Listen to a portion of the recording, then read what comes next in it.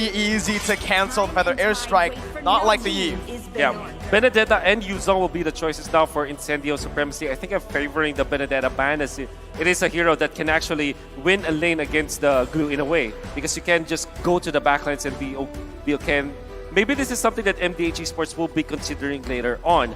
For now, XP should be the priority for bans when it comes to Incendio Supremacy's draft.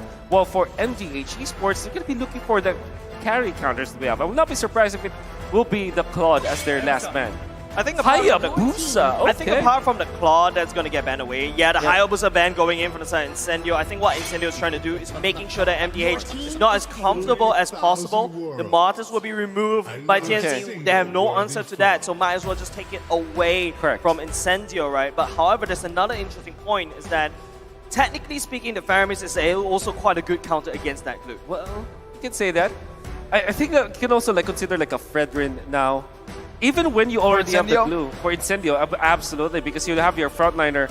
Although it might have a little bit of a problem against the carry, but you kind of have to have someone to get into the front lines, because even when you have the Glue as well as the Kaja, you have to have someone in front. Unless they want to go full-on assassin now for Incendio, but knowing the way that they draft, they don't favor that. Maybe something like an Amon will be the oh man, last of their choices. That's what they picked last time, and okay, I was about to really hype it up when you got that. But you know, Brody comes out, a good choice. You know, with all the marksmen already banned out here. Bea, we saw the 1-1 earlier.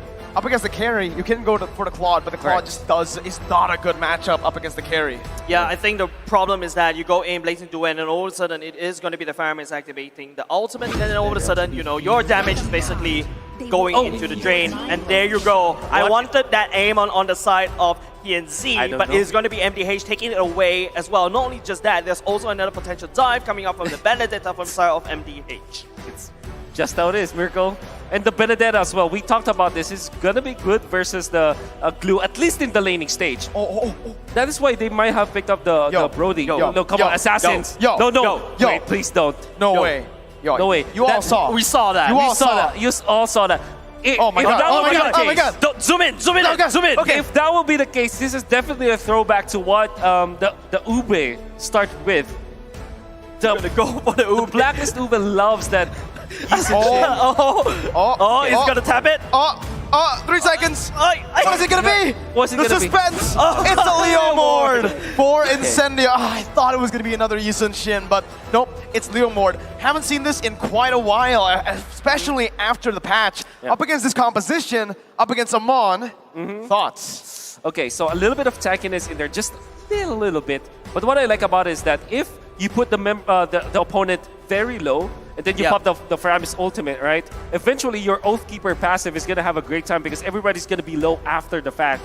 So you have your burst damage coming out from the far side. You have your sweeper from the Leomord. Eventually, the Brody will be a problem because unlike any other marksman, the Brody is not that concerned about the Benedetta getting in front of you because it's quite tanky. You can go for the stun as well. If you don't get outplayed by the Eye for now, you're gonna deal a lot of damage and stay in team fights. So it kind of makes sense to me. However, this is a much better, well-rounded draft coming up from MDH compared to game number 1.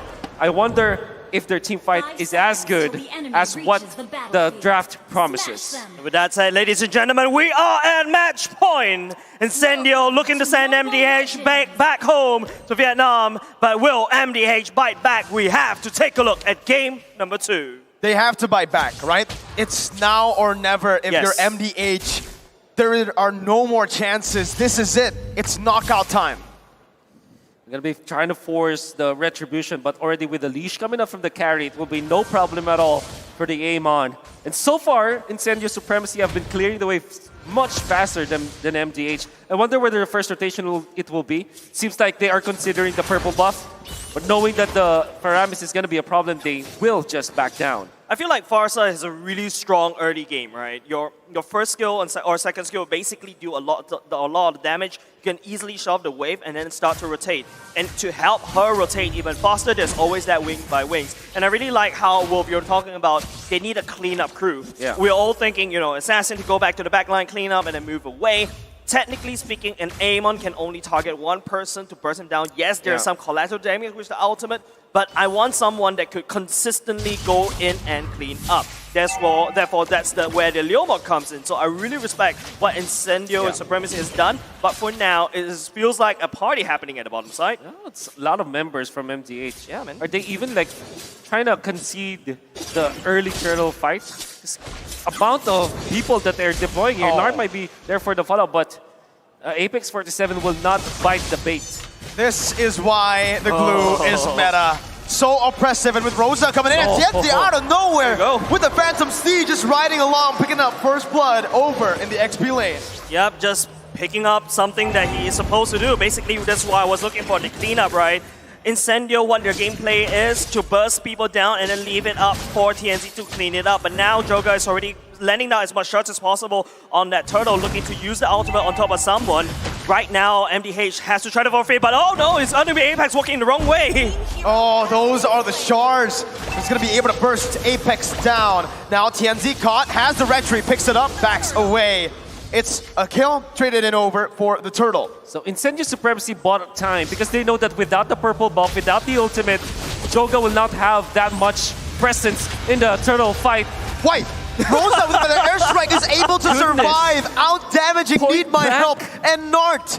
What? Oh my god, that was crazy. That's the power of the Farsa, right? Basically landing down a better airstrike right where he stands. But here go, another team fight. That's just the combo coming in. The torn apart memory is going to be able to take the gold laner down. Joga dumps in, but the damage is not enough. Rosa once again able to survive. TNZ coming in, zoning Joga away.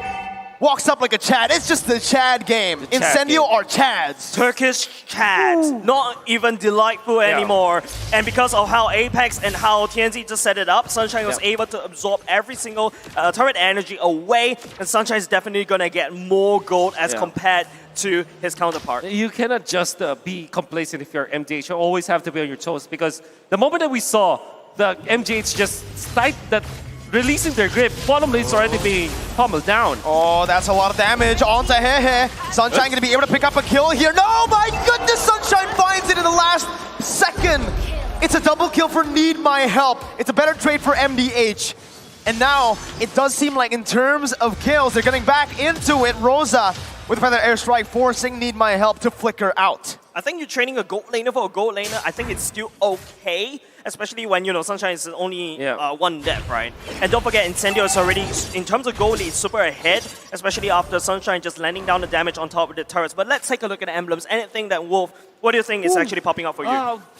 I think the choice coming out from the Brody this time, which is the killing spree. The Divine Judgment onto Joga. Nart able to save his jungler with the Tyrant's Rage. But just like that, no retribution on Joga. And that means it's a free turtle over for the Turkish Incendio Supremacy. So timing. The killing spree choice now for Sunshine is totally different from the Brody that we saw earlier on with the Weapon Master, right? So I would assume that there will be a time where Incendio Supremacy will snap and activate that Turkish Delight once again. Maybe in the mid game, maybe around 7-8 minutes. We're going to be grouping up together, want to try to outrun MDH and just take the turrets after one another. Yeah, but it's going to be Nart engaging, bouncing ball onto Apex 47.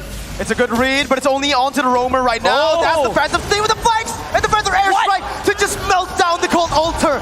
TNZ with the double, running Nart down. That's the bouncing ball to stop the engage. And Incendio just are happy with a 2-for-0. Backing up for a bit. Nart charging the Tyrant's Revenge, but Alien stops him in his tracks. Absolutely delightful, right? You can see the power of Leomord right there. Just counteract every single thing that what Need My Help wants to do. Looking at the items, already a Hunter Strike, already available for TNZ. Not only just the fact that he's going to do a lot more penetration, he's going to have that movement speed buff in order for him to chase down any targets. It's all up to Nart to activate the bouncing ball at the right timing so that TNZ doesn't have that follow-up. And that is why you saw the theory on Leomord, why it can be good against the Faramis, because what you do is that you chunk down your opponents with the Farsa, and when they activate the Cold Altar, they are going to be stunned up because their HPs are low. When the shield is run out, you actually stun them, which is, you know, not going to be in favor of the Faramis users. And you saw the Oathkeeper just deal so much damage against the members of MDH after the Cult Altar is done. And it gave a lot of map control now for Incendio Supremacy. Now they're trying to push top. Yeah, they're definitely going to push top. Sunshine Nart is actually just jumping right in front of Incendio. It's gonna fall! Oh my god, it's a fadeaway! Nart gets a Tyrant's Rage, but it's all in desperation. Apex 47 is still alive and Sunshine picks up a double. It's a dominant game. Incendio are absolutely steamrolling their opponents. Incendio is just burning MDH alive, using Sunshine as basically like a siege unit as well. They are so greedy in this one, taking not only just the turtle, but also at the top side. They are so ahead, and MDH need to find some way with Nart, find a good engage, hopefully catching Sunshine. All right, what can they do, right? If you take a look at the replay here, Wolf, tell us what they could have done better, because it feels like Incendio are just so far ahead. They're under their turrets. They already have that condition. However, they were pincered. And Nart activated the ultimate quite too late. If it had been an early ultimate usage and just sacrificed himself, it could have been totally different. But MDH are not reading what INC is doing. They're not willing to sacrifice like the smaller pieces so that their late game comp can have a strength in the late game. Nart jumps in, but it's only to get poked down. Free turret, tier 1 taken down. TNZ with Phantom Steed chasing Joga down. No, what? Then the Sharks just did nothing. Holy moly. Nothing. How? Didn't even, it took a shield out, I guess. Yeah, just that's a big problem, right? The biggest amount of damage as an assassin was just nullified by one shield. That's how far TNZ is ahead against Radiant Armor. That's why. With the Radiant Armor as almost like a second completed item, there is no way Joga can find assassination on his counterpart. That's very smart if you think about it, because he knows that even when he's not an actual frontliner, Leomord is almost like a frontliner because you're always on the front. You're always trying to fight. Radiant Armor nullifies the Ghost Bursters as well as the damage coming out from Amon.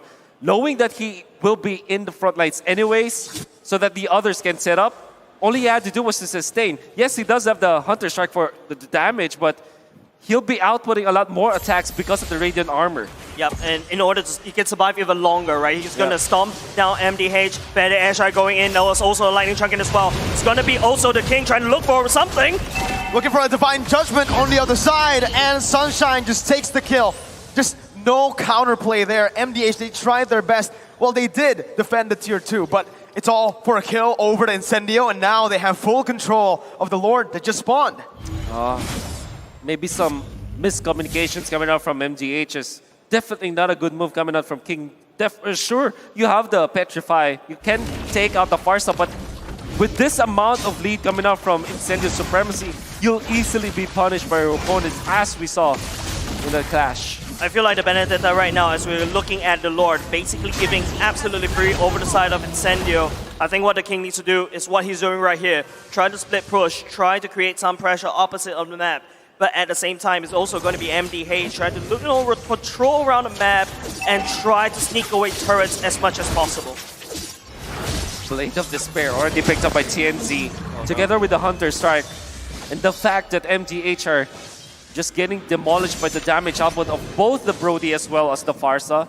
This Leomord is now activated. We have not even talked much about the Kaja and how great it is against the punishment of MDH. So Incendio Supremacy have all of their ingredients together. Their Turkish delight is waiting.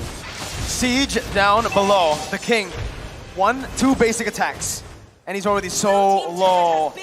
Remember, Brody, most of his damage comes in from the stacks with the torn apart memory. So if he's able to melt down opponents just like that with 2 basic attacks, man, you're in for a lot of damage. Incendio just picking turrets off left and right, mid, bottom, and even the top side has been taken down. Base turret passive is going to be taken down as well, one by one, as they look to siege down below. The Feathered Airstrike taken off. What? That's so much damage. Hehe is down to a quarter of his HP with one Feathered Airstrike shot. That's the whole point of Rosa, right? Your main goal is to not kill anyone. Your main goal is to have enough damage to push people away. Look at him. He has the clock, he has the lightning trunking, Holy Crystal already, definitely going into the Divine Glaive already. But there you go, Conceal Play going in.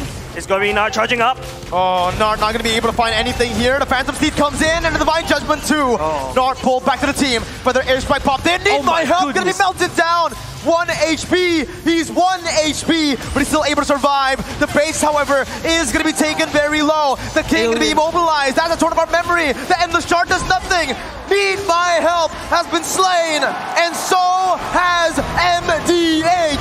Incendio take it 2-0. Clean sweeping. MDH. Incendio Supremacy showing supremacy in the lower brackets. They will be going up against the next challenger, which is Team Hawk. Oh, man. I am lost for words. The aggression that you saw coming out from Incendio Supremacy was because of the fact that they played the early game so well. They knew what they needed to do in the early stages. They found their openings in the turtle fights. They made sure that the bottom lane is not going to be stomped by the carry and the Faramis.